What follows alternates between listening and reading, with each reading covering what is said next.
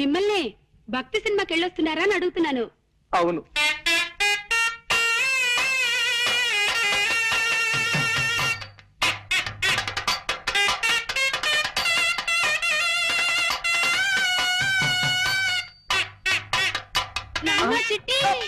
ఏమండి పొరపాటు అయిపోయిందండి. ఏమండి ఏమండి నా మాట వినండి. చిట్టి కూడా ఇలాగే భక్తి సినిమాలంటే ప్రాణం బాబు.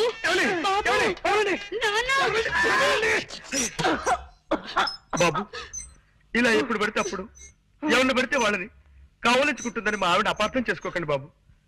నిజంగా దాని మనసులో ఏ దుర్బుద్ధి లేదు. మీకు తెలుసుగా మా ఒక్కగానొక్క సంతానం చిట్టికి 20 ఏళ్ళు దాటకుండానే 100 ఏళ్ళు నిండిపోయాయి. అందుకే మా చిట్టిని గుర్తు చేసిన వాళ్ళందరినీ కాగులించుకుని బావురుమంటుంది మా కాంతం. బాబు నువ్వు కూడా దాన్ని తప్పుగా అర్థం చేసుకోకు నాయనా. పాప మీరేం చేస్తారులేండి. ఆవిడ వద్దులేండి. ఆపావేం బాబు? ఏ మాట మాట్లాడితే ఆవిడికి మళ్ళీ మీ చిట్టి గుర్తుకొచ్చి ఎగిరి నా మీదకు దూకుతారేమో అని భయం వేసి. ఏమిటో మా జీవితంలో కళ్యాణి రాగాలు లేవు, అన్ని శివరంజల్లే.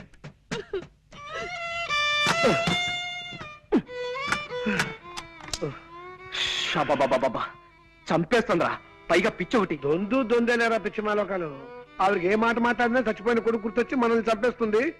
ఆయన ఏదో వాయిద్యంలో ప్రావీణ్యం సంపాదించాలన్న పిచ్చితో అడ్డమైనవి అడ్డదిడ్డంగా వాయించి మనల్ని వాయించేస్తాడు. రైట్, వీలైనంత త్వరగా వేరే రూమ్ చూసుకుని వెళ్ళిపోతే బెటరా? కరెక్టేరా. ఎవరు? అక్క ఏమో మన మాటలు విందో ఏమిటో గొడవ. ఇంకో ఇల్లు చూసుకుని వెళ్ళిపోతావా చిట్టి అంటూ నన్ను నలిపినట్టు నలిపేయడానికి వచ్చిందేమోరా. ఎవరది? ఒక్కసారి తలుపుయండి సార్. ఆవిడ కదరా? నమస్కారం. నమస్కారం. రండి రండి. చెప్పండి. మీరు ఎన్నో ప్రేమ పెళ్లిళ్ళు చేయించారని విన్నాం. ఆ పని మీదే మీ దగ్గరికి వచ్చాం. Very good. ఇంతకీ పెళ్ళెవరికి? మీ మనవడక? కాదండి, మాకే. మీకా? ఈ వయసులోనా? ఎందుకు పెళ్లి? ఏం సాధిద్దామని? మేమిద్దరం గత 60 ఏళ్ల నుండి ప్రేమించుకుంటూనే ఉన్నాం. మా ప్రేమను మా పెద్దవాళ్ళు ఒప్పుకోవడానికి కొద్దిగా ఆలస్యమైంది. ఇప్పటికి మా గ్రీన్ సిగ్నల్ దొరికింది. ఓహో, ఇప్పటికి వాళ్ళు ఒప్పుకున్నారా? లేదండి, ఇప్పటికి వాళ్ళు పోయారు. ఇంకెక్కడైనా పెళ్లి చేసుకుంటే జనం మమ్మల్ని చూసి నవ్విపోతారని మీ దగ్గరికి వచ్చాం బాబు.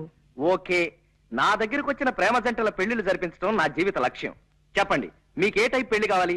దండల పెళ్లి, మంత్రాల పెళ్లి, సంతకాల పెళ్లి, విప్లవం పెళ్లి, ఇలా 4 టైపులు ఉన్నాయి. మీకే టైప్ కావాలి? మంత్రాల పెళ్లే జరిపించండి బాబు.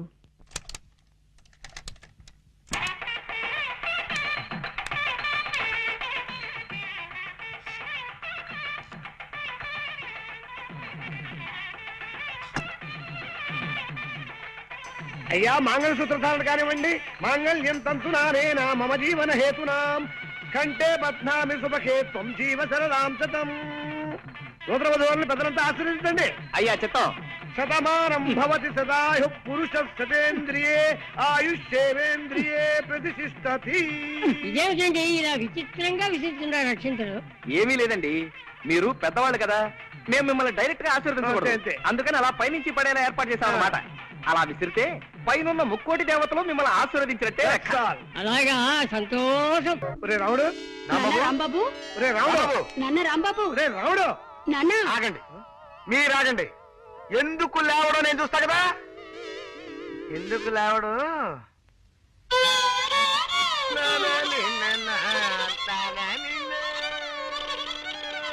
ఎవరు? నేను చక్కటి కవిత్వం వింటుంటే మధ్యలో బండబూతులు మాట్లాడింది ఎవరు? రాముడు, బూతులు కాదురా, గోపాల్ గారు ఫిడైన్ వాయిస్తున్నారు. అది నీకు బూతులా వినిపించినట్టుంది. ఓహో, ఏమైంది బాబు? అలా కళ్ళు మూసుకుని ఉండిపోయావేమిటి? అదండి, నేను ఓ అందమైన కళ కన్నాను. కలగన్నావా? పగటి పుట్ట కలగన్నావా?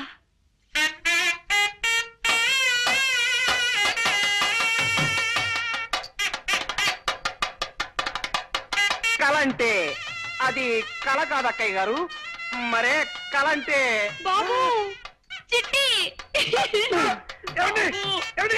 అయ్యో, మా చిట్టి కూడా ఇంతే బాబు. ఎప్పుడు పగటి కళ్ళు కంటూ ఉండేవాడు.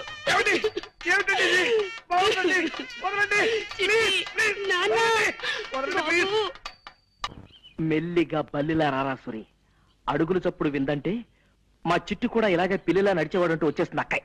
అరే జాగ్రత్తగా పద. చోటు వినిపిస్తుంది ఏమిటా? గోపాలం గారు వైద్యం మార్చినట్టున్నారు కర్మ. ఏమో పద రండి బాబు. మీ ఇద్దరితో వ్యక్తిని పరిచయం చేస్తానండి. ఎవరు సార్? రండి చెప్తానండి. ఇదిగో మావాడు. ఈయనేనా మీ అన్నగారు?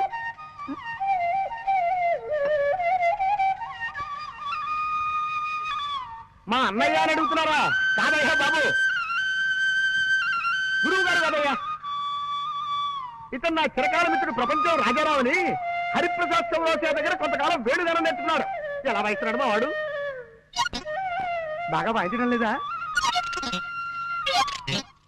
మాట్లాడరేంటి? అదే ఎందుకు మాట్లాడటం లేదని అడుగుతున్నాను.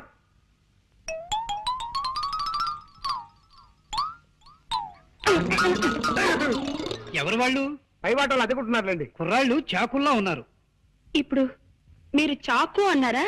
అవునమ్మా, చాకుల్లా ఉన్నారు అన్నాను. ఏం తప్పనానా?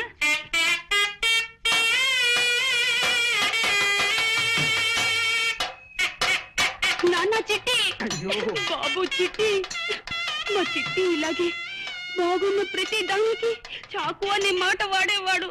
అలాగా? అయితే ఇంకాసేపు నేనే నీ చిట్టిని అనుకోండి. ఇలాగే బాగుంది. ఒరే రాజుగా, నువ్వు అర్జెంట్ గా బట్టలు సర్దుకుని స్టేషన్కి వెళ్ళి దొరికిన రైలు ఎక్కి ఆగిన చోటు దిగిపోవడం మంచిదిరా. వెళ్ళు. చంపేస్తాను రే. చిట్టి బాబు. చిట్టి బాబు, నీకు కనపడిన ప్రతి అడ్డగాడిదా చిట్టే. ఎంత బాగుందో. అయ్యో అయ్యో అయ్యో. అద్దె గంతుల ఇంట్లోకి ఇలా కనప దొంగల దొరకట్టు కర్మ. ఏం మాట్లాడకుండా రా చెప్తాను. ఎలా కొలాగా మనం వెళ్ళి గదిలో పడిపోతే అదే 10,000. పట్టుకో.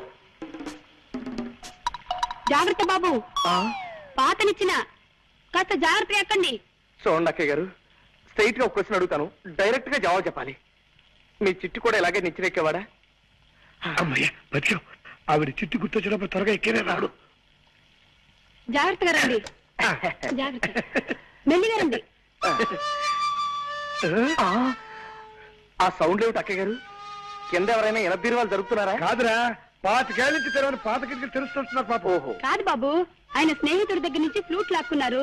అది ప్రాక్టీస్ చేస్తున్నారు. అలాగా? వాయులేని హింస అయిపోయింది. ఇక వేణుగారి ధ్వంసం అన్నమాట. అవును, చక్కటి మెట్లుండగా ఇలా నిచ్చినెక్కొచ్చారేంటి బాబు? అంటే అది రోజు మెట్లెక్కి వస్తున్నాం కదా అక్కయ్య గారు, ఇవాళ కాస్త వెరైటీ ఏమన్నారు?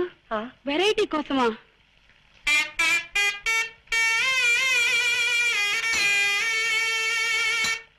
ఉద్యోగపురి పారిపోతా. కమాన్ పదా.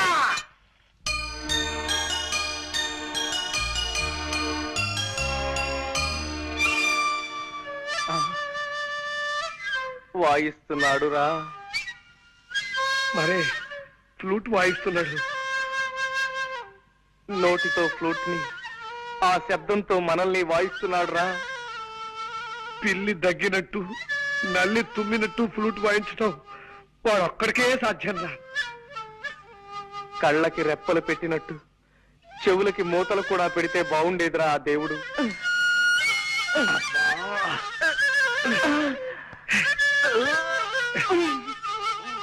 దరిద్రం రాకే. వాడు దమ్ములు మళ్ళీ ఫ్లూట్ వాయించుకుని చేస్తాను.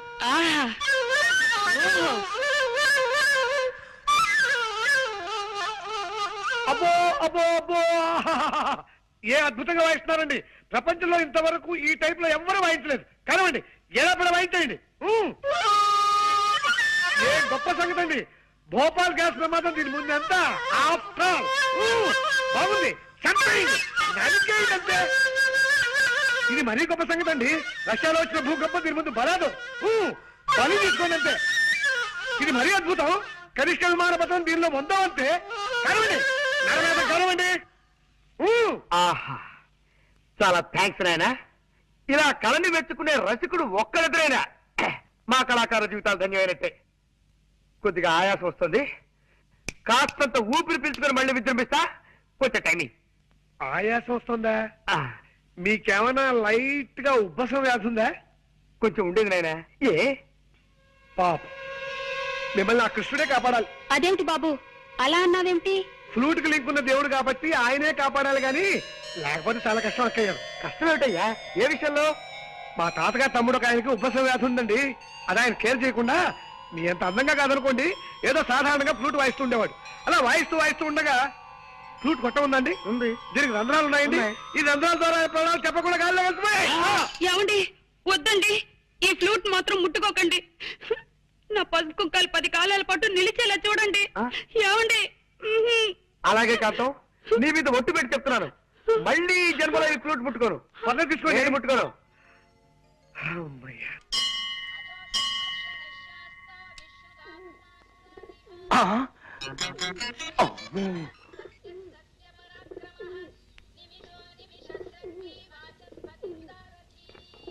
కాసేపు కూర్చొని వెళ్తాను రండి.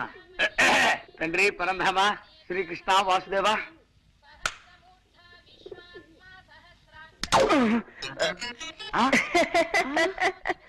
రాంబాబు నువ్వా? ఇలా శివాలయంలో నంది పోతులు పడుకున్నావుటయ్యా? అంటే అది మెట్టు మెట్టికి నంది పోజోటి పెడతాను మొక్కున్నా అనమాట అండి. అదనమాట. భగవంతుడంటే మహాభక్తి మన రాంబాబుకి. అవునండి, మనం కేవలం ఆడే బొమ్మలం, ఆడించేవాడు ఆ భగవంతుడే కదండి.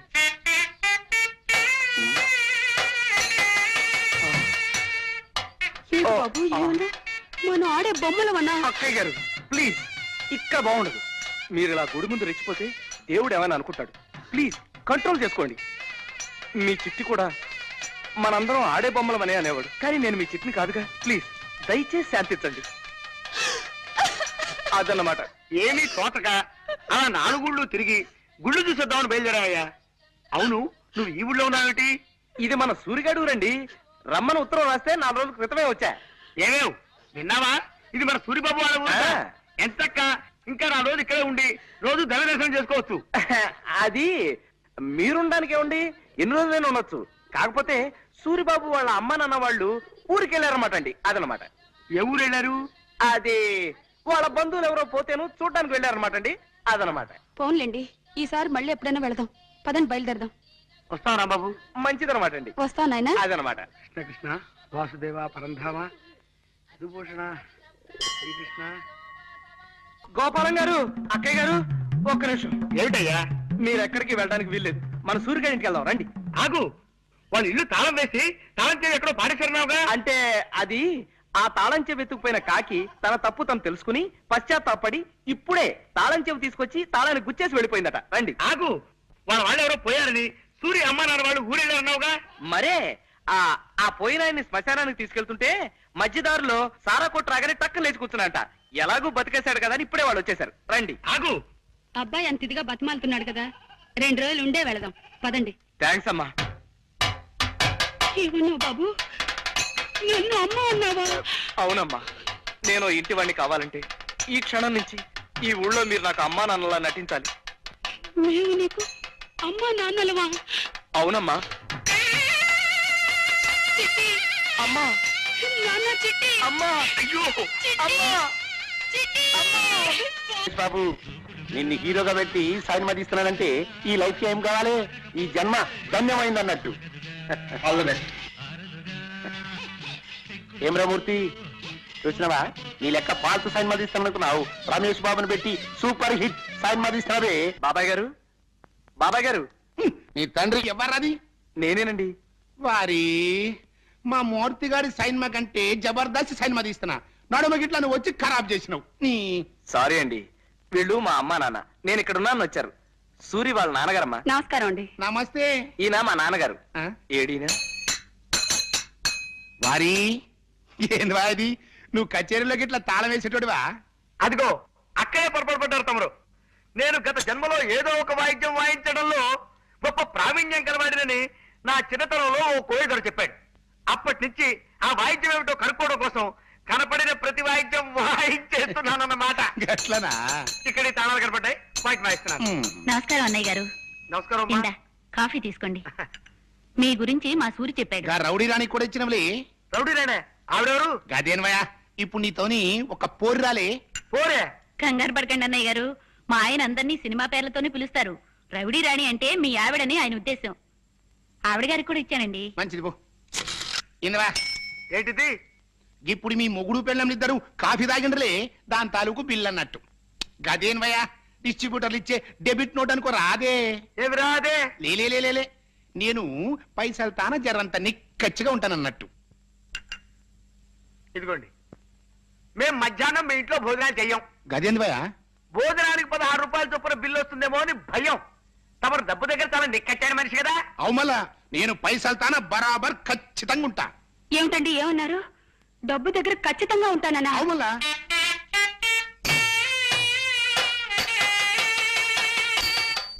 నాన్న చిట్టి. శాంతం, ఆవేశపడకు, ఆగిపో. కావలించుకుంటే చొక్కా నలిగిపోయింది కాబట్టి అందుకు 10 రూపాయల బిల్లు అంటాడు ఆయన. ఆయనంతటా ఆయనే మనల్ని ఆహ్వానించాడన్నమాట. వాళ్ళ ఇంట్లో కొంతకాలం మీరు నా కన్న తల్లిదండ్రులా నటించాలి. వాళ్ళకి ఏమాత్రం అనుమానం కలిగినా మన ప్లాన్ అంతా అబాస్పాలైపోతుంది. అబ్బబ్బే, మేము చాలా జాగ్రత్తగా ఉంటాం నాయనా. ముఖ్యంగా మీరిద్దరూ చెరో విషయంలోనూ నాకు ప్రమాణం చేయాలి. ఏమిటది? ఆ ఇంట్లో మీరు అడ్డమైన వాయిద్యాలు వాయించి పిచ్చి పాటలు అవి పాడకూడదు. పొరపాట్లు కూడా పాడను బాబు. చేతులు కట్టేసుకుంటా, నోరు కుట్టేసుకుంటా. మీరు మాటి మాటికి చిట్టి అంటూ ఎగిరి మనుషుల మీదకి జంపులు అవి చేయకూడదు అక్కయ్య గారు. అలాగే బాబు, ఆ ఇంట్లో మాత్రం చిట్టిని గుర్తు తెచ్చుకోను. ఓకే, రేపటి నుంచే మీ అజ్ఞాతవాసం ప్రారంభమవుతుంది. రండి రండి. నన్ను చూసి కాదురా, అటు వాళ్ళని చూసి మురుగు. ఒక్కసారికి నా మాట విన్న గౌరవం తగ్గించరా హిట్లర్ వెధవా. నమస్కారం అండి. నమస్కారం. మిమ్మల్ని చూసి మరుగుతోంది, పక్కటి వాళ్ళకి ఒక్కండి. కాదండి, మాకొకే. కాకపోతే దీనికి కాస్త మెల్లకన్ను. నిజానికి అది మిమ్మల్ని చూసే మురిగిందనమాట. విశేషం ఏంటంటే నన్ను చూసి మురిగినట్టు అనిపిస్తుంది మీకు. అదే తమాషా. రేయ్, నీ ఫేస్ నాకు నచ్చటం లేదు, పో లోపలికి. నేను లోపలికి వెళ్ళమంటే అది బయటికి వెళ్ళింది. అదే తమాషా. దానికి మెల్లకన్నే కాదు, మెల్ల కాలు కూడా ఉంది. మా అమ్మ నాన్న అండి. అలాగా, నమస్కారం. కూర్చోండమ్మా. మీ అబ్బాయి నిన్ననే మాకు కలిశాడు. అతని మాట తీరు, మంచితనం, ముఖ్యంగా అతని ఫేసు నాకు బాగా నచ్చాయి. శుభులు, మన రాంబాబు తల్లిదండ్రిట. నమస్కారం. తీసుకోండి. అమ్మయ్యా, ప్రాణం లేచి వచ్చింది. ఈ ఎండలు భరించలేకపోతున్నాం బాబు. ఏమిటి బాబు ఏమన్నావు? ఎండలు భరించలేకపోతున్నానన్నా?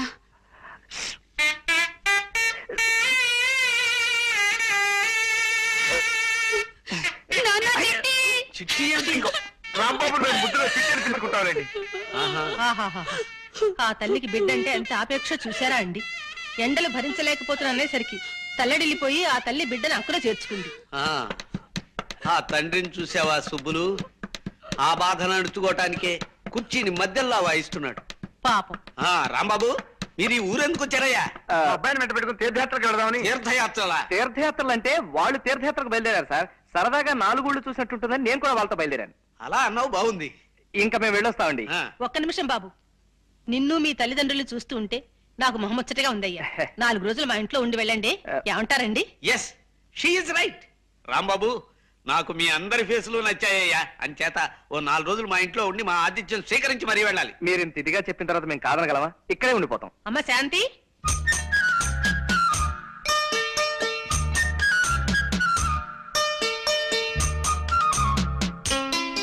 పులుసు దివ్యంగా ఉంది రాంబాబు. ఇలా అన్ని విషయాల్లోనూ తల్లో నాలుకలా ఉండి మాకు కొడుకులే లోటు తీరుస్తున్నావయ్యా. ఆంటీ, అంత మాట అనకండి ప్లీజ్. నన్ను మీ కొడుకు అనుకుని నా కొంప ఉంచకండి. మీ అన్నగారి కొడుకు అనుకోండి, వరస సరిపోతుంది. అందుకే మిమ్మల్ని ఆంటీ అని కూడా పిలుస్తున్నాను కదా. అలాగే నాయనా, ఇక నుంచి నువ్వు మా మేనల్లుడివే అనుకుంటాను. అమ్మా, ఇవాళ వంట చాలా బాగుంది కదూ? అవునమ్మా, అమృతంలా ఉంది. ఆ వంట మనిషి వెంకమ్మ చేసే వంట నాకు నచ్చడం లేదమ్మా. ఇవాళ నుంచి దాన్ని మాన్పించే. అలాగే. ఎంచక్క రాంబాబు గారే 2 పూట్ల వంట చేస్తారు.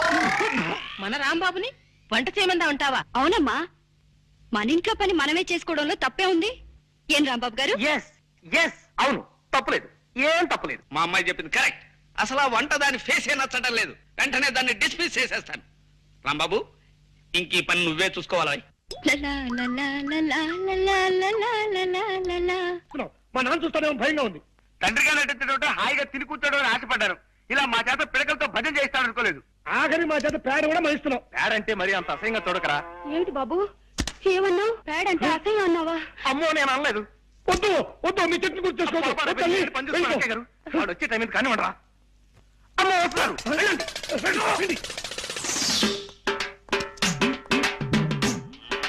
చూసారా నాన్న, ఇందరు పని వాళ్ళుండి మన దొడ్డి బాగు చేయలేకపోయారు.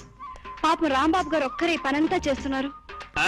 రాంబాబు గొప్ప పనిమంతుడు నాకు తెలుసు కదా. Thank you sir, thank you very much. మరి అటువంటప్పుడు ఈ పనికి రాని పాలేళ్ళంతా మనకెందుకు నాన్న? వాళ్ళందరినీ తీసేస్తే రాంబాబు గారు ఒక్కరి ఈ పనంతా చూసుకుంటారు కదా. కరెక్ట్, మా అమ్మాయి చెప్పింది కరెక్ట్. పనికి ఉపయోగపడిన వాళ్ళు ఎందుకయ్యా కాళ్ళకి చేతులు అడ్డం పడుతూ? వెంటనే వాళ్ళని డిస్మిస్ చేసేస్తాను. ఈ ఊళ్ళో ఎన్నాళ్ళు ఉండాల్సి వస్తుందో ఏమిటో. గోపాలం, ఏమిటి అప్పుడే భోజనాలు రెడీ అయిపోయాయా? అవును, వడ్డిద్దామనే వస్తున్నాను.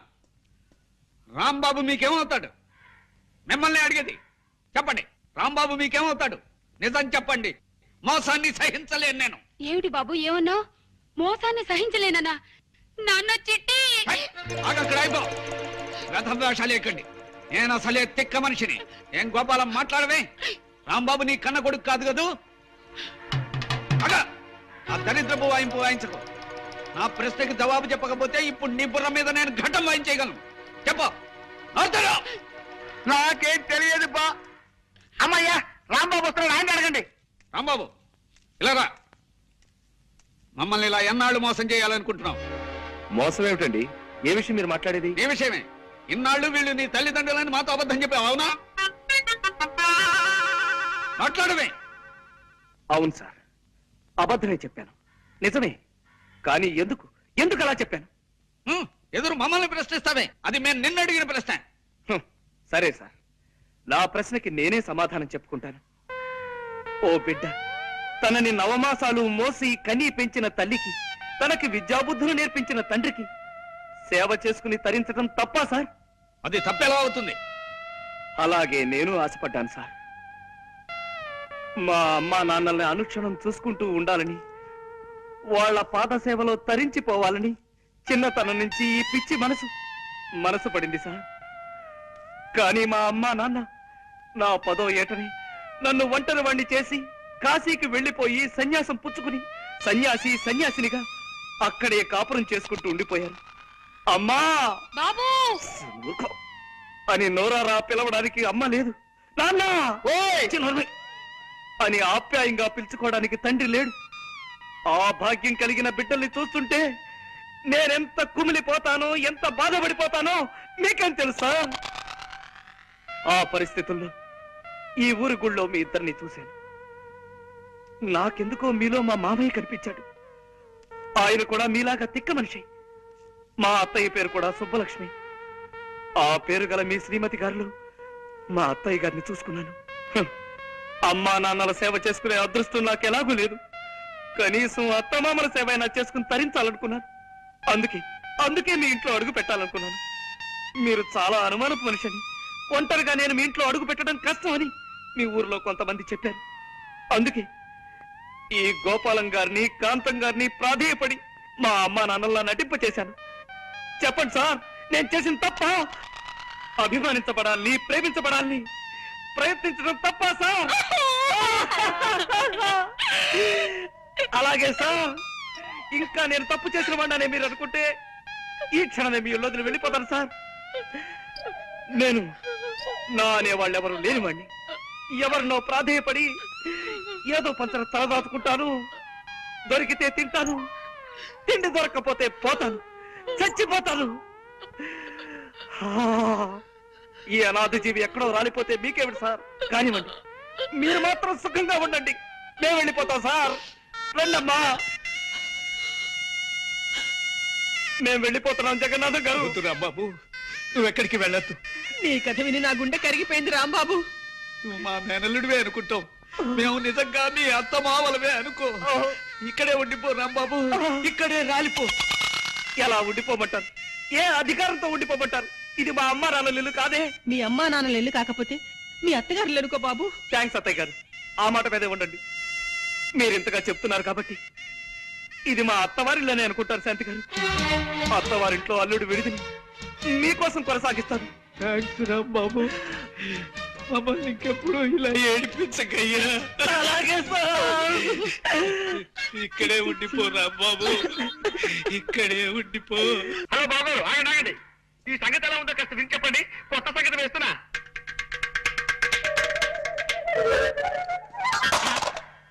నా ప్రశ్నకి ఇదే జవాబా? సుబ్బులు, మా రంగనాథం గారు ఉత్తరం రాశాడే. అలాగా? పెళ్లి కొడుకు ఫోటోలు ఎప్పుడు పంపిస్తున్నారట? ఫోటోలు పంపడం కుదరదని రాసి చచ్చాడు. ఈ రాత చూస్తుంటే ఇదేదో డౌట్ కేసు అని అనుమానం వస్తుంది నాకు. 4 రోజులు పోయాక స్వయంగా ఓసారి వాడి ఊరెళ్ళి తేల్చుకొస్తాను.